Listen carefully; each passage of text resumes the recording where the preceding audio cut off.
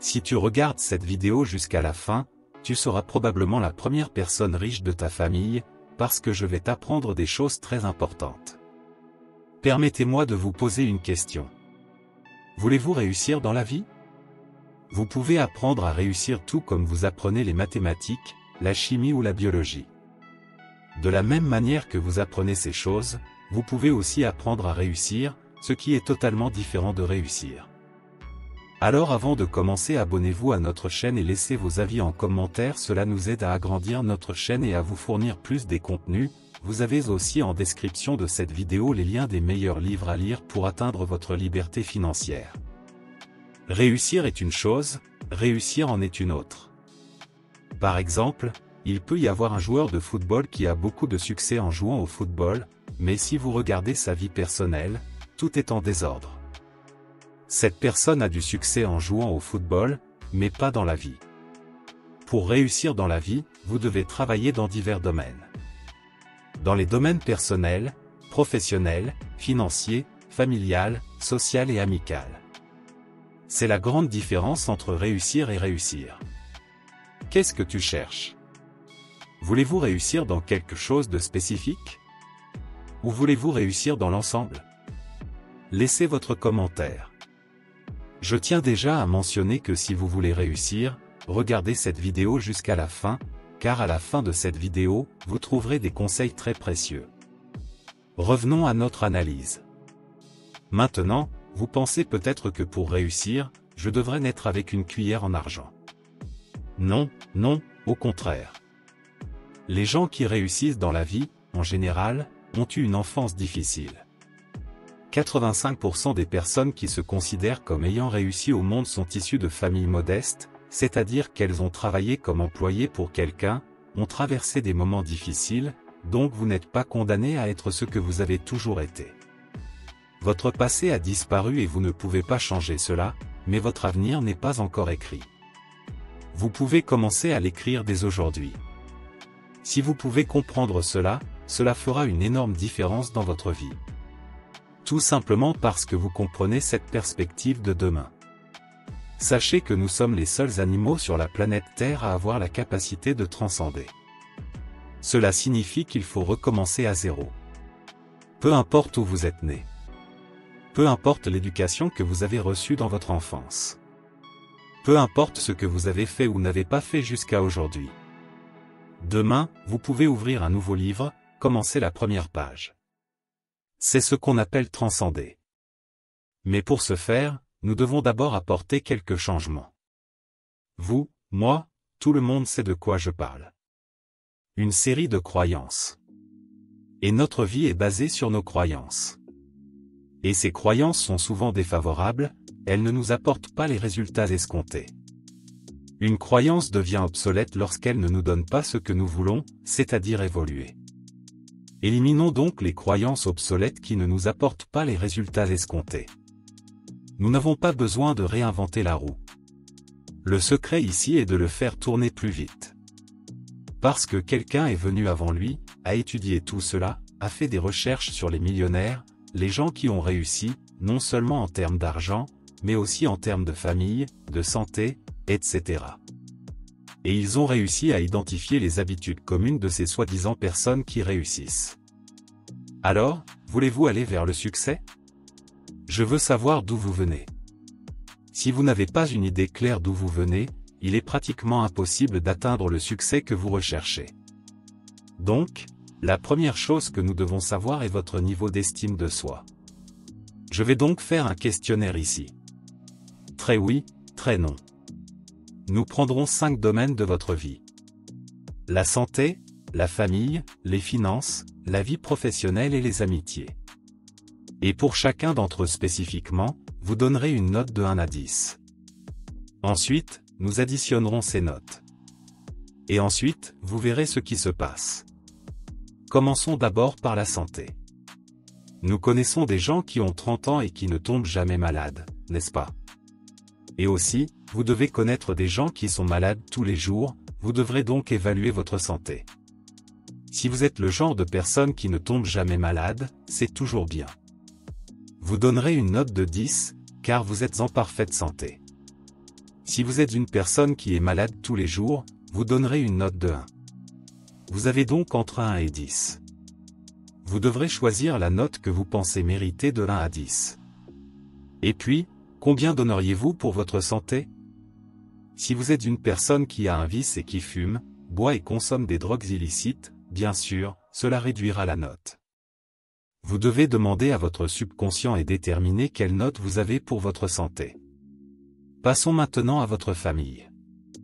Quand je dis famille, c'est le noyau familial. Mes parents, mes enfants, mes frères et sœurs, mes beaux-parents. Votre famille dans son ensemble, de 1 à 10, quelle note donneriez-vous? Avez-vous une famille idéale et parfaite qui n'a rien à changer? Ensuite, c'est 10. Regardez, vous avez d'abord donné la note pour votre santé, maintenant vous donnez la note pour votre famille. Passons maintenant à votre vie financière. Comment est votre compte bancaire? Si vous avez perdu votre emploi aujourd'hui, si vous avez arrêté de travailler aujourd'hui, si quelque chose d'inattendu vous est arrivé en ce moment. Combien de temps durera votre mode de vie actuel? Cela a un nom. C'est ce qu'on appelle un fonds d'urgence. C'est le nombre de jours pendant lesquels vous pouvez maintenir votre niveau de vie si vous interrompez votre revenu. Si vous arrêtez de travailler aujourd'hui, avez-vous gagné assez d'argent pour travailler pour vous? Parce que l'argent est un excellent employé, mais un patron terrible. Si vous travaillez pour de l'argent, mes condoléances. Mais si, d'un autre côté, vous mettez de l'argent à votre service, d'accord, c'est ce que l'argent sait bien faire, travailler pour vous. Alors, comment va votre vie financière? Êtes-vous le genre de personne qui peut arrêter de travailler pendant un certain temps? Supposons que vous décidiez d'arrêter de travailler aujourd'hui, et que ce que vous avez en épargne ou en placement, cela vous rapportera-t-il suffisamment pour maintenir votre niveau de vie? Quelle note méritez-vous? Si vous êtes endetté, si vous dépensez plus que vous ne gagnez, ou si vous gagnez et dépensez tout immédiatement. Vous gagnez et dépensez, gagnez et dépensez. Vous donnerez une note proche de 1. Ce n'est pas moi, c'est vous qui choisirez cette note. Tout comme vous avez choisi la note pour votre santé, pour votre famille. Maintenant, vous choisissez pour votre vie financière. Mais passons maintenant à votre travail, à votre vie professionnelle. Permettez-moi de vous poser une question très simple. Si vous gagnez $1 million à la loterie demain, après-demain, continueriez-vous à faire la même chose professionnellement que vous le faites maintenant? Ou changeriez-vous? Si vous gagnez $1 million demain et après-demain, vous faites exactement la même chose. Cela signifie que vous êtes en totale harmonie avec votre activité professionnelle. Alors là tu mérites un 10. Maintenant, si vous comptez les jours jusqu'à la retraite, cela signifie que vous n'êtes pas satisfait de ce que vous faites, alors vous méritez de recevoir une note proche de 1 ou 2. Nous avons vu notre santé, nous avons la note pour la famille, nous avons donné notre note pour les finances, nous avons donné notre note pour le travail. J'ai une autre note, c'est l'amitié. Je ne parle pas des connaissances. Je parle d'amis sur lesquels vous pouvez compter. Sur qui pouvez-vous compter aujourd'hui? Qui savez-vous qu'il vous aidera si vous mourrez aujourd'hui? Qui viendrait à vos funérailles demain? Sans aucun doute, c'est une bonne question pour voir qui est proche de vous. Donc, l'amitié, vous avez deux choses. Premièrement, c'est le nombre d'amis, et deuxièmement, c'est la qualité de ces amitiés. Parfois, il est beaucoup plus important d'avoir moins d'amis, mais de meilleure qualité. Alors, quelle est la note? Eh bien, maintenant, vous avez déjà donné une note pour votre santé, pour votre famille, pour vos finances, pour votre vie professionnelle et pour votre amitié. S'il vous plaît, additionnez ces 5 évaluations. Maintenant, je vais utiliser un exemple ici pour vous aider. Supposons que j'ai donné une note de 7 à ces 5 domaines de ma vie. J'ai ajouté cette 5 fois, donc le résultat est 35. Je prends ce nombre et je le multiplie par 2, maintenant j'ai 70. Cela signifie que j'opère avec un potentiel d'estime de soi de 70%. Faites-le là, voyons ce qui se passe. Prenez ces 5 notes, additionnez-les, multipliez-les par 2, vous savez maintenant d'où vous venez. Donc, Supposons que si je viens de 70%, cela signifie que j'utilise 70% de mon estime de soi, 70% du potentiel de mon âme. Si je prends maintenant ce potentiel et que je l'augmente à 72, 73, cela fait une différence absurde dans le résultat. Une petite différence de performance apporte une énorme différence dans le résultat. Un exemple de ceci est un cheval qui arrive en premier. Par rapport à un cheval qui arrive en deuxième position, la différence est un nez. Ce n'est qu'une petite différence. Le nez du premier cheval a franchi la ligne d'arrivée un peu avant le nez du second. Mais réfléchissez Y. Le premier restera à jamais gravé dans les mémoires et remportera le prix et sera grandement loué. Et la seconde, c'est juste une différence de nez.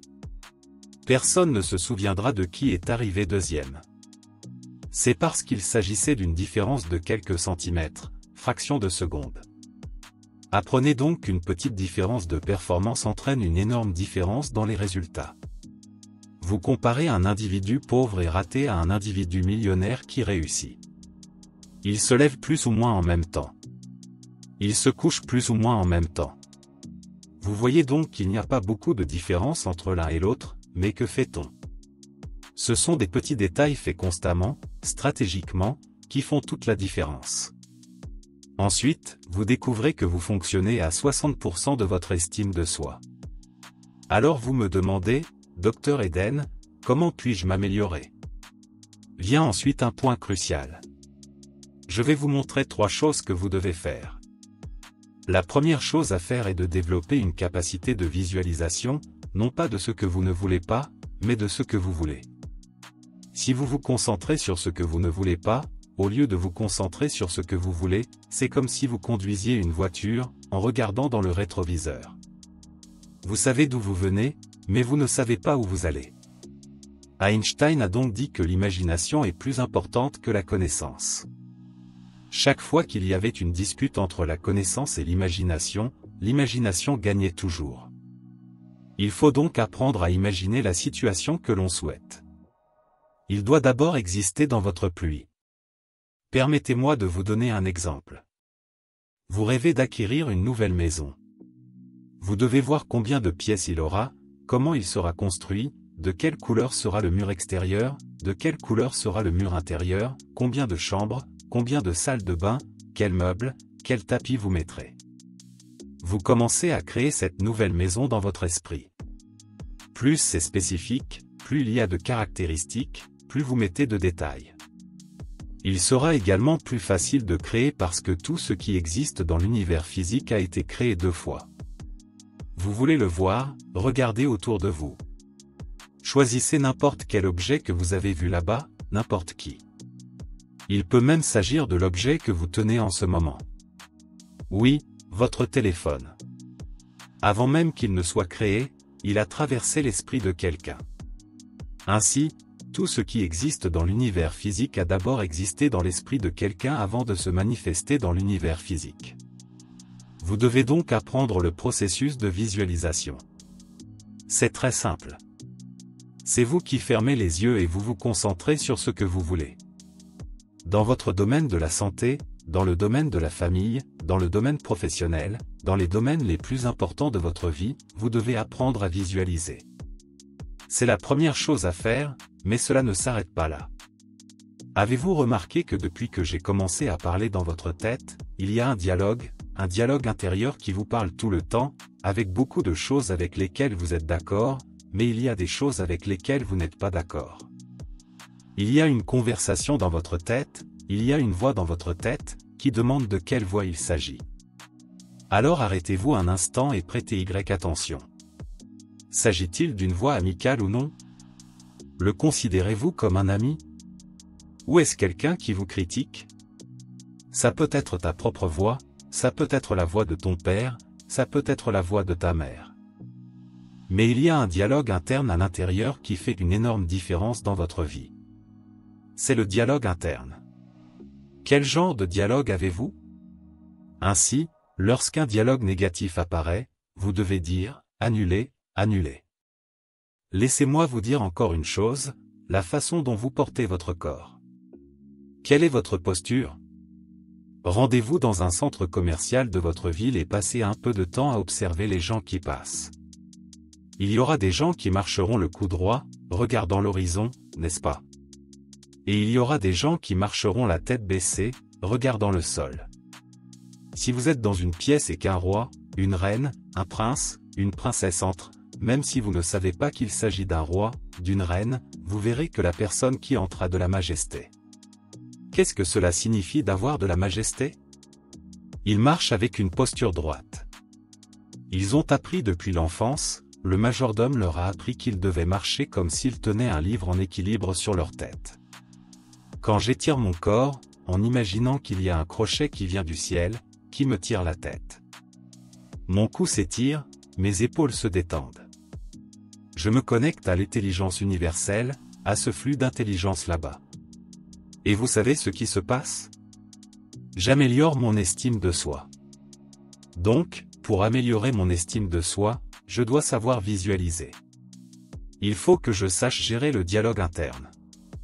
Je dois annuler ce qui est négatif. C'est un problème très grave. Avez-vous déjà cessé de penser que tout le temps nous imaginons des choses, qu'elles soient positives ou négatives? Si je dis, pensez à un éléphant. En ce moment même, vous imaginez un éléphant. Maintenant, si je vous le dis, ne pensez pas à un lion. Même si j'ai dit de ne pas penser, vous avez fini par réfléchir. Savez-vous pourquoi cela s'est produit? Parce que le mot n'en a pas de représentation linguistique. Par exemple, une mère dira, « Mon fils, ne dérange pas ta petite sœur. » La mère parle à l'enfant, et il continue à déranger sa sœur parce que, pour le subconscient du garçon, la mère lui dit de déranger sa sœur. La mère ici se concentre sur ce qu'elle ne veut pas. Ce que cette mère devrait faire, c'est se concentrer sur ce qu'elle veut vraiment. Ce qui, dans ce cas, serait qu'au lieu de dire « Mon fils, arrête de déranger ta sœur », elle devrait essayer cela. « Mon fils, pourrais-tu laisser ta sœur tranquille ?» Donc, vous devez exprimer ce que vous voulez, pas ce que vous ne voulez pas. Et cela fonctionne aussi dans le dialogue interne. Apprenez à contrôler cela, et cette vidéo aura été très utile pour vous. Cela vous apportera d'immenses avantages à long terme. Si vous comprenez ce que je veux dire, n'hésitez pas à commenter. J'ai compris. Maintenant, je vais enseigner une autre leçon très importante. Nous sommes jugés dans la vie par trois choses. Votre apparence, ce que vous dites et comment vous dites ce que vous dites. Si quelqu'un vous pose une question, la façon dont vous répondez fait toute la différence. Je peux avoir deux maçons qui posent des briques. Je vais voir le premier maçon et je lui demande ce qu'il fait dans la vie. Lui, je suis maçon. J'ai mis une brique sur l'autre. Et puis je demande au deuxième maçon, que fais-tu dans la vie? Je suis aussi maçon, répondra-t-il. Et il continuera à dire, je suis en train de construire le Maracana. C'est le plus grand stade de football du monde. Et il restera ici pour la postérité. Regardez comme c'est intéressant. Les deux font physiquement la même chose. Mettez une brique sur l'autre. Il n'y en a qu'un qui le voit comme un travail. Et l'autre a une perspective plus large. Cet autre ne sera donc pas maçon longtemps. Bientôt, il sera propriétaire d'une entreprise de construction. Deuxièmement, vous êtes jugé sur votre apparence.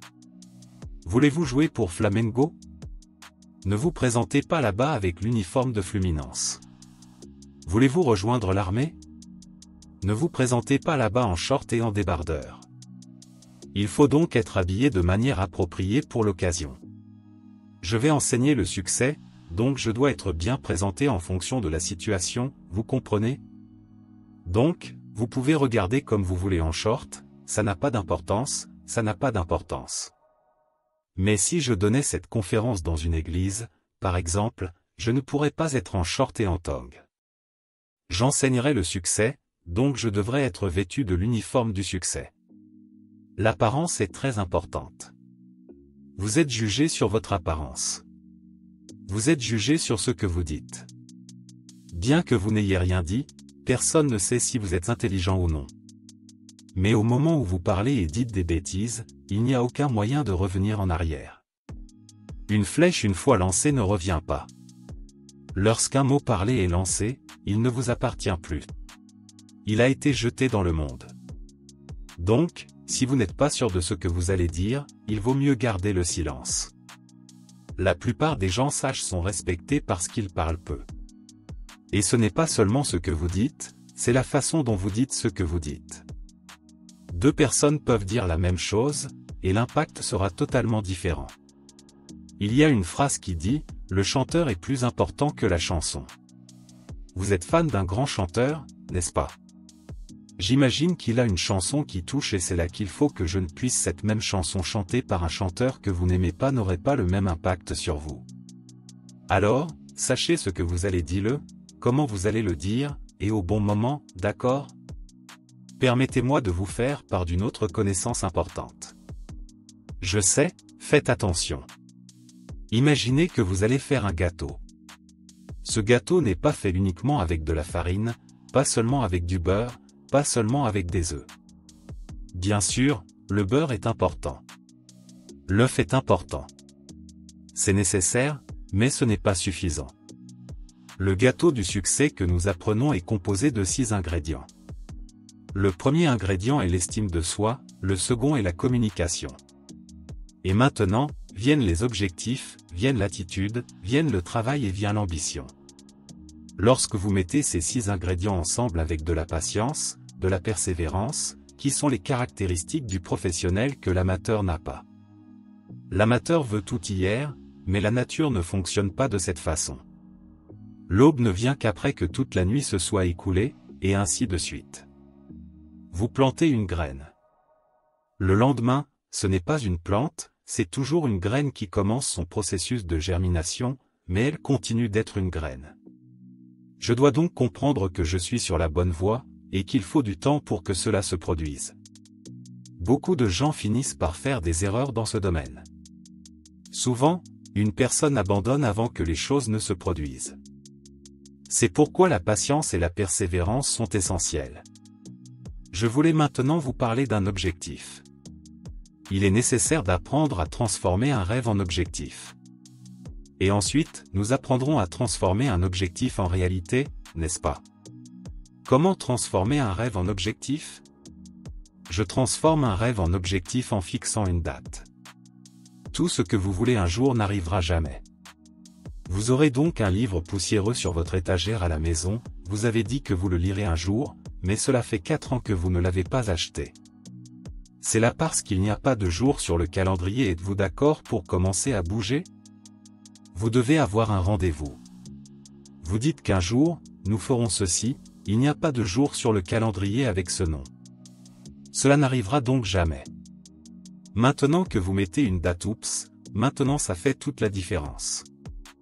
Vous devez apprendre à mettre des dates sur vos rêves.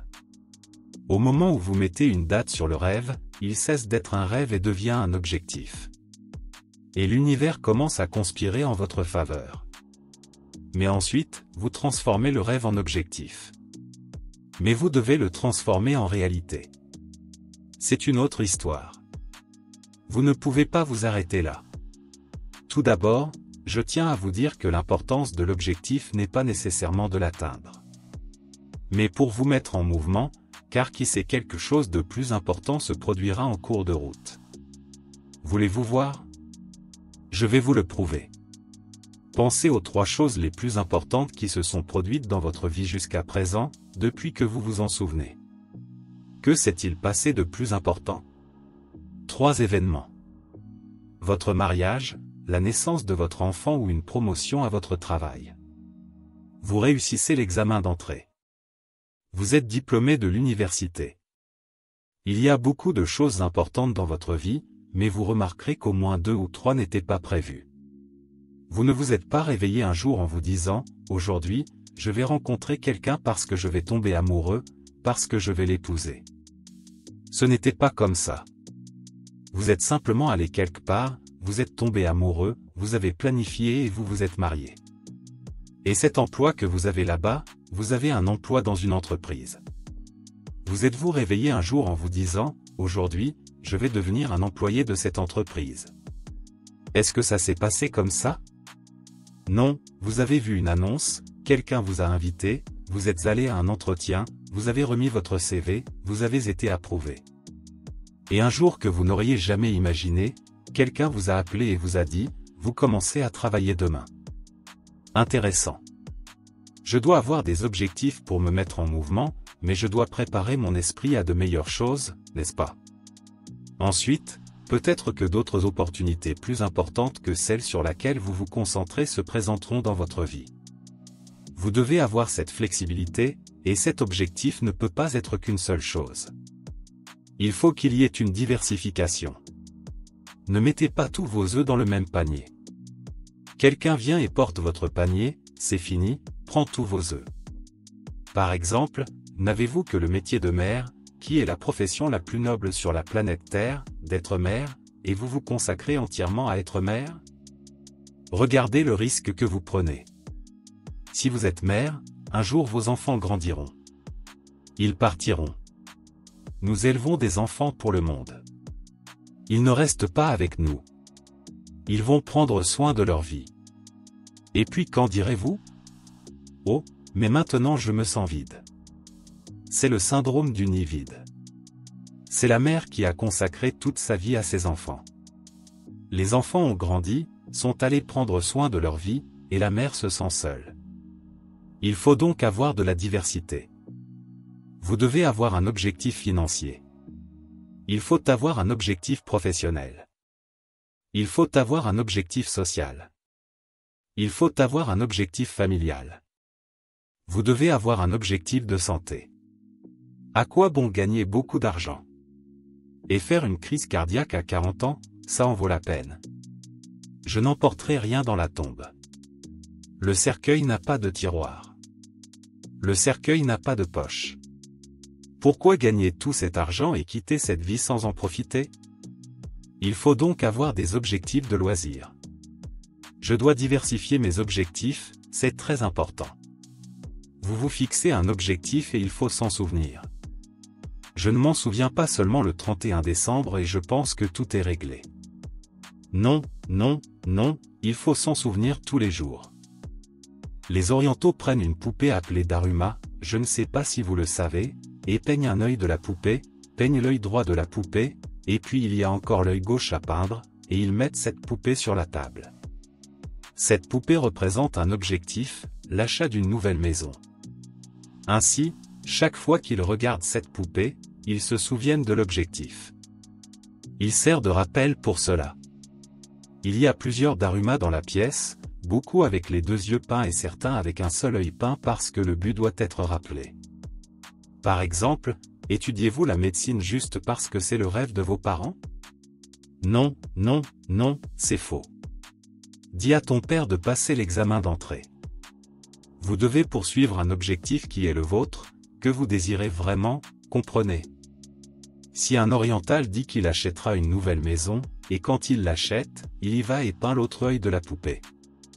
Si vous entrez dans la maison d'un oriental, vous verrez qu'il y a plusieurs Daruma dans la pièce. Beaucoup avec les 2 yeux peints, et certains avec un œil peint. En 1945, Hiroshima, Nagasaki, tout a été détruit. 40% du Japon détruit. Aujourd'hui, il fait partie du top 5 des pays du monde. Savez-vous ce qui s'est passé? Pouvez-vous deviner? De 40% détruits, à l'un des 5 premiers pays du monde. Souvenez-vous de cette philosophie appelée Kaizen.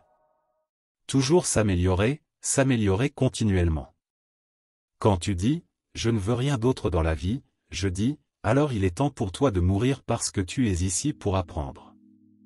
Ou plutôt, quand tu meurs, quand tu transcendes, quand tu changes de copoint SMIC, et quand vous arriverez de l'autre côté, ils vous poseront 3 questions. La première question est, qu'avez-vous appris là-bas? C'est une école. Nous sommes en train d'apprendre.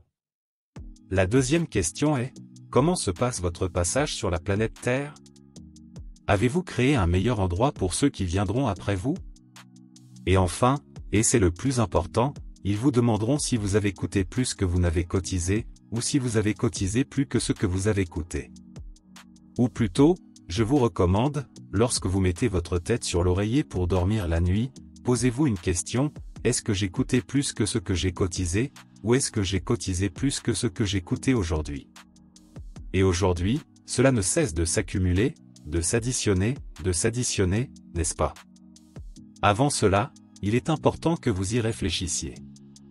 Je veux qu'il soit clair pour vous que la vie est une succession de bonjours et d'au revoir. Pour donner le prochain bonjour, vous devez dire au revoir. Le grand bonjour de votre vie, vous ne vous en souviendrez pas. Mais vous l'avez donné quand vous êtes arrivé ici sur la planète Terre.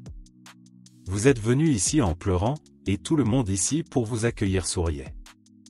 J'espère que lorsque vous mourrez, lorsque vous transcenderez, lorsque vous changerez d'adresse cosmique, il se passera exactement le contraire, que vous repartirez souriant parce que vous avez rempli votre mission. Et celui qui restera ici pleurera parce que tu t'en vas. Et vous devez apprendre à travailler avec ces 6 ingrédients, l'estime de soi, la communication, les objectifs, le travail, l'attitude, l'ambition, et comme je l'ai dit, ce qui distingue le professionnel de l'amateur, c'est la patience et la persévérance. Je n'ai pas besoin de m'inquiéter de mes faiblesses. Je dois me concentrer sur mes points forts. Ces forces feront disparaître mes faiblesses. C'est là que le bâtiment blesse. Donc, si vous n'êtes pas préparé, cela ne sert à rien. Si je vous propose 20 000 € par mois pour enseigner l'allemand en Allemagne, et que vous ne parlez pas allemand, ça ne sert à rien. Donc, lorsque vous êtes préparé et que l'opportunité se présente, parce qu'elle apparaîtra, et la plupart du temps, elle se présente sous la forme d'un problème. Donc, quand il apparaît et que vous êtes préparé, les gens appellent cela de la chance. La chance n'est rien d'autre que l'opportunité qui se présente et que vous êtes prêt à la saisir. En d'autres termes, votre chance est construite par vous. Cette personne à la dérive en attendant que quelque chose se passe, rien ne se passera du tout. C'est le gros problème. Soyez prêts lorsque la grande opportunité se présentera. Si vous avez regardé cette vidéo jusqu'au bout, commentez comme celui-ci. C'est le secret de la vie. Il suffit de commenter cela. C'est le secret de la vie. Quand je verrai ce commentaire, je saurai que vous avez regardé toute cette vidéo, et cela montre que vous êtes une personne persévérante et patiente. Vous êtes plus proche du succès que ceux qui sont partis à mi-chemin de la vidéo. Maintenant, j'imagine que vous voulez augmenter encore plus vos connaissances, n'est-ce pas? Donc, sur votre écran, il y a une vidéo, où je vais vous apprendre à sortir de la pauvreté et à atteindre la richesse en 6 mois. Alors cliquez dessus et regardez-le maintenant.